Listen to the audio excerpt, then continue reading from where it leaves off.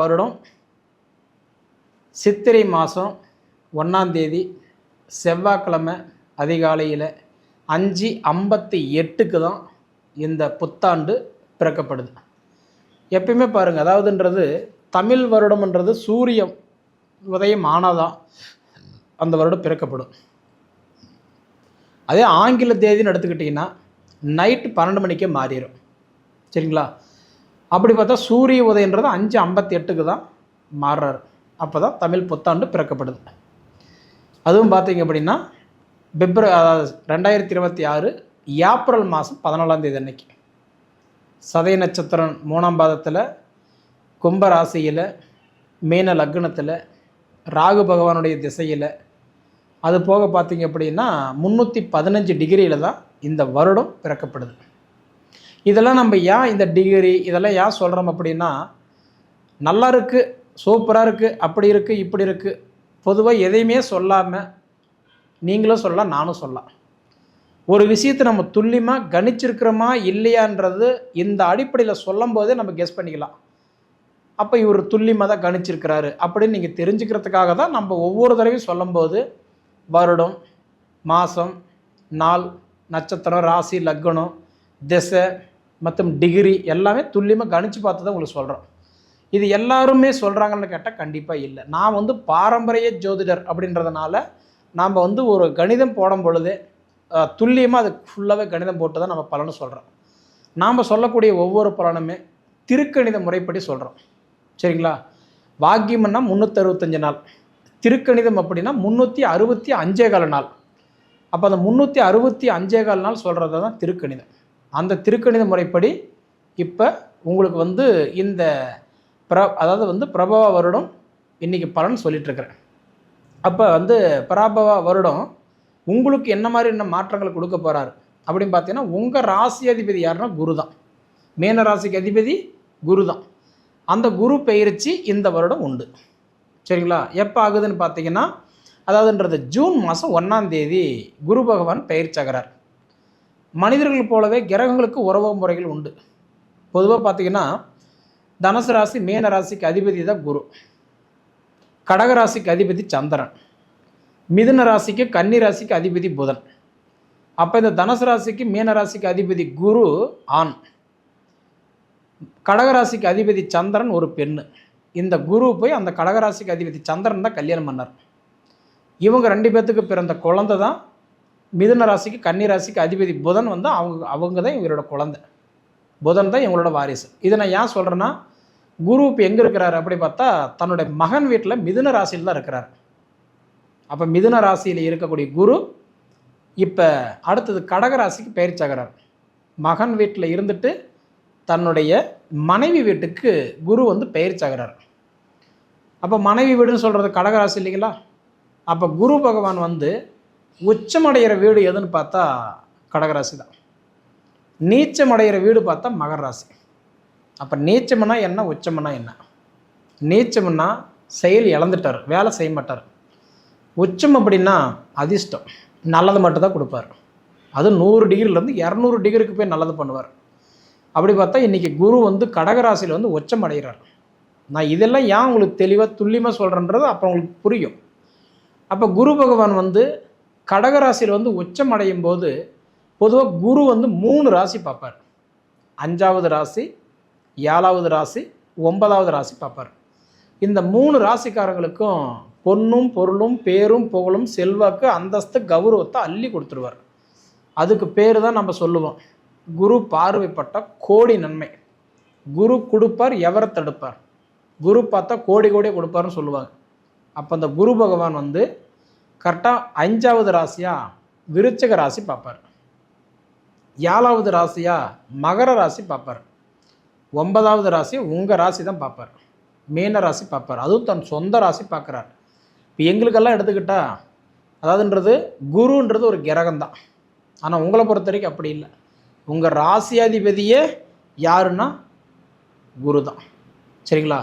அதனால் உங்கள் ராசியாதிபதி குரு பகவான் அதுவும் உங்கள் ராசி பார்க்குறதுனால நிச்சயமாக உங்களுக்கு நல்ல மாற்றத்தையும் நல்ல ஒரு செல்வத்தையும் கொடுத்துருவார். இது எப்போ கொடுக்குறாரு அப்படின்னு நீங்கள் கேட்கலாம். ஜூன் மாதம் 1ஆம் தேதி குரு வந்து பெயர்ச்சாகிறார். மிதுனத்திலிருந்து கடகத்துக்கு மாறுறார். அப்போ கடகத்துக்கு மாறக்கூடிய தருணம் அப்படி பார்த்தீங்கன்னா கட்டன்றது வைகாசி மாதம் 18ஆம் தேதி. தமிழுக்கு சொல்லணும்னா வைகாசி 18. அதே ஆங்கிலத்துக்கு சொல்லணும்னா ஜூன் 1 குரு வந்து பெயர்ச்சாகிறார். அப்போ பெயர்ச்சி அடைஞ்சு கடகராசிக்கு வந்து அதுவும் உச்சம் அடைஞ்சு உங்கள் ராசி பார்க்குறாரு பார்த்தீங்களா, சூப்பராக இருக்குது. நீங்கள் பிறந்ததுக்கு உண்டான ஒரு அர்த்தம் தெரியாமல் வாழ்ந்துட்டுருப்பீங்க, கஷ்டமாக வாழ்ந்துட்டுருப்பீங்க. கஷ்டம் மட்டும்தான் வாழ்க்கையே இருந்திருக்கும். பூர்வீக சொத்து இருந்து அனுபவிக்க முடியாமல் சனி 50 வயசுக்கு மேலே பிடிச்சிருந்தா இது வந்து பார்க்கும்போது கிட்டத்தட்ட 55 60 வயசு கிட்டத்தட்ட இந்த ரேஞ்சில் பிடிச்சிருந்தா இது 3ஆவது ரவுண்டு 7 சனி. புரியுதுங்களா? அப்போ மொத்தம் பார்த்தீங்கன்னா ஒரு மனிதருக்கு 3 ரவுண்டு. அப்போ உங்களுக்கு என்ன எந்த தான் ரவுண்டுன்றது உங்களை ஜாதகம் பார்த்தா தெரிஞ்சிடலாம், இல்லை உங்கள் வயசு வச்சு கண்டுபிடிச்சிக்கலாம். ஒன்று. அடுத்தது பார்த்தீங்கன்னா இந்த 7 சனி உங்களுக்கு கிட்டத்தட்ட நான் சொல்கிற மாதிரி இன்னும் 4 வருஷம் இருக்குது. இந்த 4 வருஷம் முடிகிற வரைக்கும் நீங்கள் பண்ணக்கூடாத விஷயத்த முதல்ல தெரிஞ்சுக்கணும். கிணறு வெட்டுறது, போரு போடுறது, கூட்டு தொழில் பண்ணுறது, வண்டி வாகனம் காருன்னு எடுக்கிறது, மற்றவங்களுக்கு ஜாமீன் எழுத்து போடுறது, 10 ரூபா வாங்கி கொடுக்கறது, டாக்குமெண்ட் கொடுக்கறது, பணம் வாங்கி கொடுக்கறது, வட்டிக்கு பணம் கொடுக்கறது, அதாவது கிட்டத்தட்ட நான் சொல்கிற மாதிரி இந்த ஆன்லைன் பிஸ்னஸ், காயின் பிஸ்னஸ், இந்த மாதிரி அதிர்ஷ்டத்தை நம்புறது, இது எல்லாமே நஷ்டத்தில் தான் முடியும். என்னாச்சுங்களா? அதே மாதிரின்றது என்ன செஞ்ச பரவாயில்ல, அசையா சொத்துக்கள் வாங்கினா நல்லது. அசையும் சொத்துக்கு வேண்டாம்.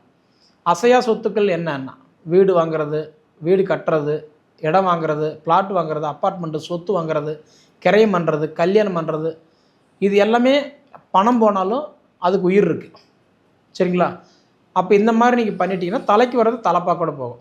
அப்போ எனக்கு தெரிஞ்சு மீன ராசிக்காரங்களுக்கு ஒரு வெள்ளை சட்டையில் பட்ட ஒரு கரும் புள்ளி மாதிரி இருக்கிற விஷயம் இந்த 7 சனி மட்டும்தான். அதனால் இந்த 7 சனி இருக்கே, கவலைப்பட வேண்டாம். உங்களுக்கு 7 சனி இருந்தாலும் உங்களுக்கு கை கொடுக்கறதுக்கு உங்கள் ராசிநாதனே வராரு, குரு பகவானே வராரு, டைரெக்டாக உங்கள் ராசி பார்க்குறாரு. ஜூன் மாதம் 1ஆம் தேதி வைகாசி 18ஆம் தேதி குரு பார்க்குறாரு. சூப்பராக இருக்கும். கடன் பிரச்சனை தீரும், கருத்து வேறுபாடுகள் தீரும், குழப்பம் தீரும், குடும்பத்தில் இருக்கிற சங்கடங்கள் சரியாகும். அதாவது நீங்கள் எதுக்காக இந்த உலகத்தில் பிறந்தீங்களோ, யாருக்காக வாழ்கிறீங்களோ அதுக்குண்டான வாழ்க்கை நீங்கள் தேடிக்குவீங்க. உங்களை தேடி வரும். பொண்ணும் பொருளும் கண்டிப்பாக உங்களுக்கு செல்வாக்குகள், அந்தஸ்து, கௌரவமெல்லாம் கூடி வரும். நீங்கள் அரசியல் இருக்கிறீங்களா, சாதிக்கக்கூடிய வாய்ப்பு வரும். ஏன்னா குருவே டைரெக்டாக உங்கள் ராசி 9ஆம் இடமாக பார்க்குறாரு. 9ஆம் இடமாக பார்க்குறது பாக்கிய குருவாக பார்க்குறாரு. பாக்கிய குருவனா 9ஆம் இடமாக பார்க்குறாரு. குரு உங்களுக்கு 4ல் இருந்த குரு இப்போ 5க்கு வேறு போயிட்டார், பூர்வ புண்ணிய ஸ்தானத்துக்கு போயிட்டார். அப்படின்னா பூர்வ புண்ணியத்தில் இருக்கிற குழப்பமெல்லாம் சரியாகும். பூர்வ புண்ணிய குழப்பங்கள் சரியாகும். புத்திர ஸ்தானத்தில் இருக்கிற தடைகள் கண்டிப்பாக விலகும். குழந்தை பாக்கியம் இல்லைன்னு வருத்தப்பட்டு இருக்கீங்களா, பயப்பட வேண்டாம். நிச்சயமாக இந்த வருஷம் உங்களுக்கு குழந்தை பாக்கியத்தை கொடுத்துருவார். 2வது, நான் லவ் பண்ணணுங்க, விரும்பிக்கிட்டு இருந்தேன், ஆனால் கண்டிப்பாக கட் ஆகிடுச்சு, எங்களுக்குள்ளார அண்டர்ஸ்டாண்டிங்கில் பிரிஞ்சுட்டுன்றீங்களா, சேர்றதுக்கு ஒரு வாய்ப்பு இருந்தால் கண்டிப்பாக நீங்கள் சேருவீங்க. அந்த வாய்ப்பு உங்களுக்கு கொடுத்துருவார். காதல் விவகாரம் கைக்குடி வரும். கருத்து வேறுபாடுகள் சரியாகும். குழந்தை பாக்கியம் இல்லாதவங்களுக்கு முயற்சி எடுங்க, புத்திர பாக்கியம் பெருகும். இதுக்காக நான் ஹாஸ்பிட்டல் போயிட்டுருக்குறேங்க, ட்ரீட்மெண்ட் எடுத்துகிட்ருக்குறேங்க, அதுக்குண்டான வாய்ப்புகள் தேடுறேன்னா நிச்சயமாக தேடுங்க, பலன் உண்டு. திருமணம் வரணும் பார்த்துட்ருக்குறேங்க, செட் ஆகலைன்றீங்களா, கண்டிப்பாக உங்களுக்கு செட் ஆகும். ஏன்னா குரு வந்து அடுத்தது உங்கள் ராசி ஃபேவராக வர்றது மட்டும் இல்லாமல் உங்களுக்கு வந்து இப்போ ராகு அதாவது 12ஆம் இடத்துல இருக்கிறார். 12ஆம் இடத்துல ராகு இருக்கிறதுனால விரைய ராகு. இந்த வருஷம் ராகு கேது பயிற்சி உண்டு. டிசம்பர் 7 தான் ஆகுது.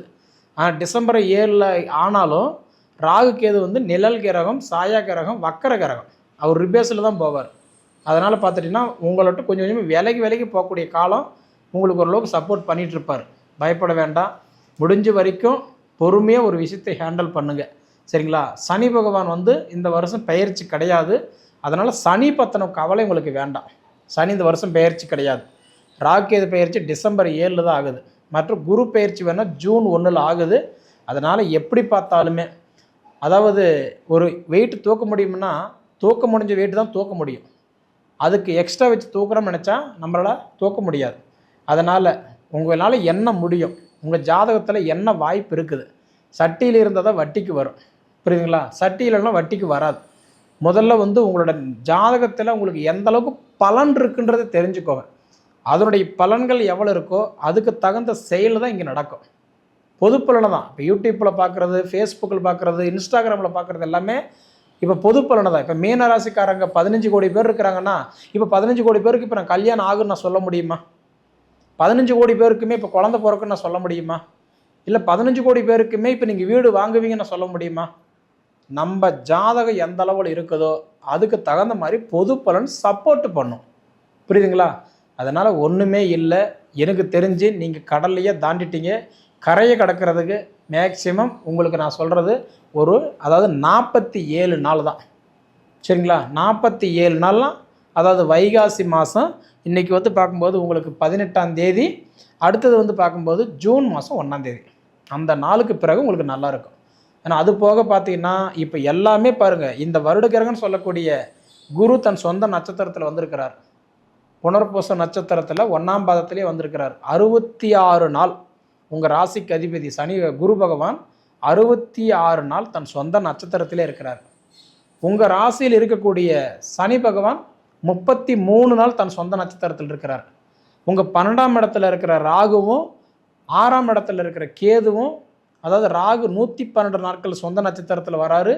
கேது பகவான் 238 நாளுமே தன் சொந்த நட்சத்திரத்தில் வராரு. அற்புதமான வாய்ப்பு. காய்ச்ச மரம் தான் கல்லடி படும், எல்லாமே படாது. உங்கள் மேலே 4 கமாண்டு வருது, 4 பேர் சொல்கிறாங்க, அவங்களுக்கு என்னப்பா அப்படின்னு 4 பேர் சொல்கிறாங்கன்னா, வாழ்ந்தால் தான் 4 பேரோட நம்ம மேலே விழுகும், இல்லைன்னா விழுகாது இல்லையா? யார் பார்த்தாலும் உங்களுக்கு என்னப்பா அப்படின்ட்டாங்கன்னா அதுக்கு என்ன காரணம்? நாம் வாழ்கிறோன்னு அர்த்தம். ஒன்றும் இல்லை, நீங்கள் வாழ்கிற இடத்துக்கு வந்துட்டீங்க, சாதிக்க போகிறீங்க. கண்டிப்பாக எண்ணம் போல் வாழ்க்கை. உங்கள் ஜாதகத்தை ஒரு தடவை பார்த்துக்கோங்க. ஜாதகம் நல்லா இருந்துருச்சுன்னா படைச்ச பிரம்மனே வந்து நம்ம தலையெழுத்தை மாற்றணும்னா கூட மாற்ற முடியாது. ஏன்னா விதின்றது பிறக்கும் போதே எழுதப்பட்டது இல்லைங்களா? ஒரு தடவை உங்கள் ஜாதகம் பார்த்துக்கோங்க, அதுக்கு தகுந்த மாதிரி நீங்கள் ட்ராவல் பண்ணுங்கள். இந்த வருஷம் நல்லா இருக்கும். நான் சொல்கிற ஒரே ஒரு அட்வைஸ் தான், திருநள்ளாறு முதல்ல நீங்கள் போயிட்டு வாங்க, நிச்சயம் உங்களுக்கு திருப்பம் நடக்கும். திருநள்ளாறு போக முடியலையா, ஒன்றும் பிரச்சனை இல்லை, திருச்செந்தூர் போயிட்டு வாங்க. ஏன்னா உங்கள் ராசிக்கு அதிபதி குரு பகவானே, அதாவது ஒரு கோயிலுக்கு போய் ஒரு சாமி தரிசனம் பண்ணது யாருன்னா திருச்செந்தூர் முருகனை தான் தரிசனம் பண்ணார். உங்கள் ராசிக்கு அதிபதி குரு பகவான் திருச்செந்தூரில் அர்ச்சனை பண்ணார். அவங்க இடத்த போய் நீங்கள் அர்ச்சனை பண்ணி சாமி கும்பிட்டுவாங்க. உங்களோட கருத்து வேறுபாடுகள் தீரும், நல்லதே நடக்கும். நீங்கள் பொறுமையாக வெயிட் பண்ணுங்கள், சரிங்களா? அதுபோக நீங்கள் நம்ம சேனலை சப்ஸ்கிரைப் பண்ணாதவங்களாக இருந்தீங்கன்னா சப்ஸ்கிரைப் பண்ணிக்கோங்க. உங்கள் நண்பர்களுக்கு ஷேர் பண்ணுங்கள். சொல்ல வர வேண்டிய விஷயம் கமெண்ட் பாக்ஸில் பதிவு பண்ணுங்கள். அதுபோக உங்கள் பொன்னான நேரத்தை ஒதுக்கி இவ்வளவு நேரம் என்னுடைய காணொலியை நீங்கள் முழுமையாக பார்த்ததுக்கு மனசிலிருந்து கேட்டுக்கிறேனுங்க.